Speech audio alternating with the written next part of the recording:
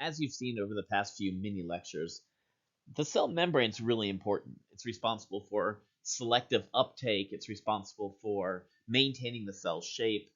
There's a lot going on with it, and not the least of which is cell signaling, how cells can talk back and forth to each other. Now, we ended the last mini lecture talking about how material can be moved across the membrane so that it can interact with the cell's external environment. We talked about active transport pushing molecules against a concentration gradient, maybe from inside the cell where they have a high concentration to outside the cell, and that required energy. Another big energetic movement through the cell would be exocytosis and endocytosis, where large molecules are packaged up and sent out or into the cell with endocytosis, or out of the cell using exocytosis, where vesicles form either through a pocket forming on the exterior of the membrane, bringing in materials, forming a vesicle, or a vesicle moving maybe from a Golgi apparatus, bringing proteins, nucleic acids, whatever, to the membrane where the vesicle fuses and then pushes those materials out of the cell. Today, we're going to be looking at cell signaling, how those cells can contact and discuss, like cells discuss, how they can contact other cells around them and sort of send messages to say, turn on or turn off, do this or do that. Exocytosis and endocytosis are big means of cell signaling. The membrane of the cell is the primary interface between the cell and its environment. Without the cell membrane, or without the proteins on the cell membrane, you won't be able to understand what's happening around the cell. It's like being in a submarine without being able to see outside of it at all. So the proteins on the membrane are key for signaling between cells.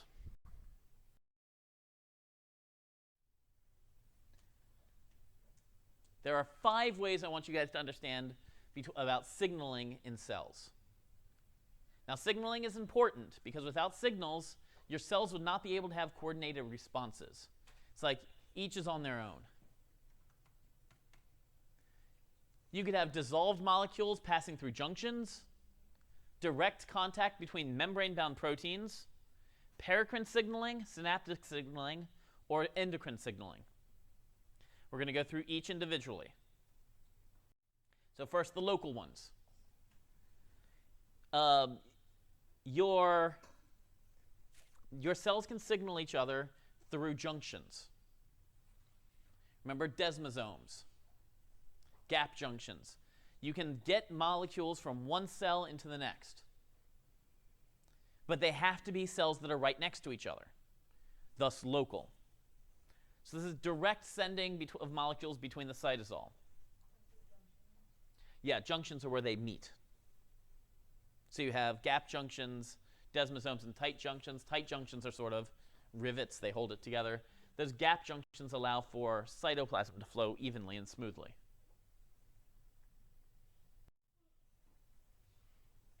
Signals can be sent from proteins in the membrane to membrane contact.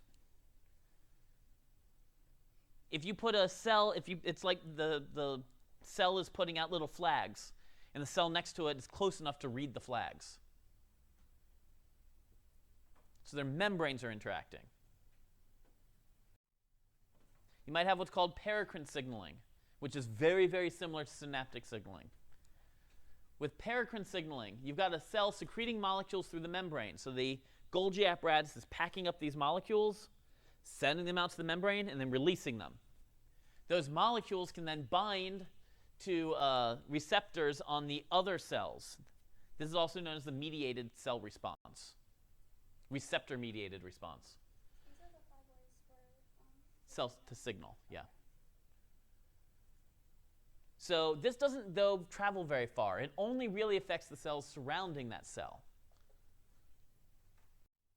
Synaptic signaling is very similar to paracrine signaling.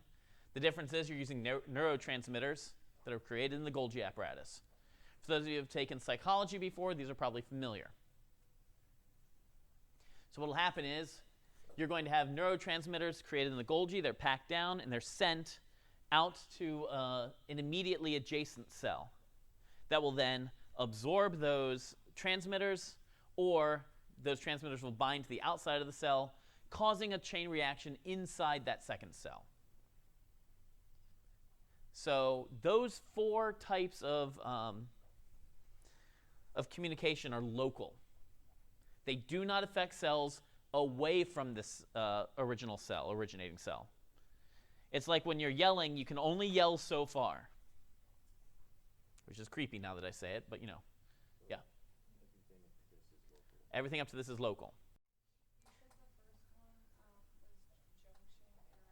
Yes, junction, passing cell information directly across cytoplasm. The long distance signal is endocrine signaling. You have hormones, and people are like, oh, teenagers, their hormones control their life. The thing is, everybody at every age has hormones controlling their life. Hormones are the way your cells signal long distance. How your the pituitary gland signals to the rest of your body. How your hormones move from one part of your body to the other. Now remember, hormones are steroids. They are lipids that are not very water soluble. So if you put them in your bloodstream, they can travel a long way. Following your bloodstream, they can then cause cells in other areas of your body to react. One part of your body may send a signal that says one thing, and then it gets to another cell at a different part of your body altogether, and that will cause a cascade to happen within that cell.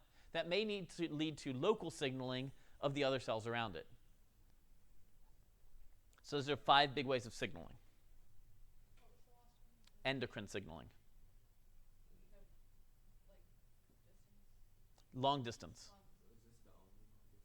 This is the only long distance one I am concerned about you guys knowing this semester.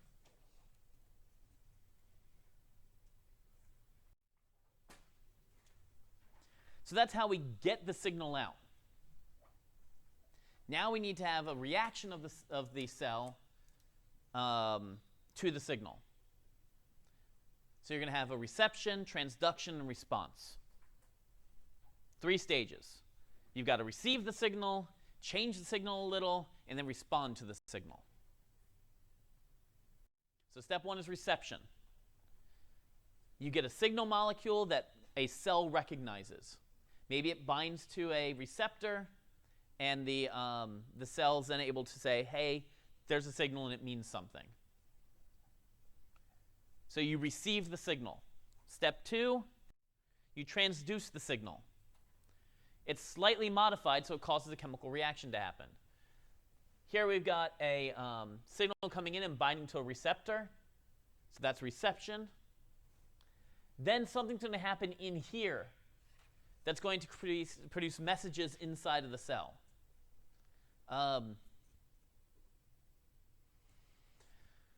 Any of you guys ever been on a phone tree at some point in your life where one person sends out, of course that's not a thing anymore, is it? Because you have a mass, never mind.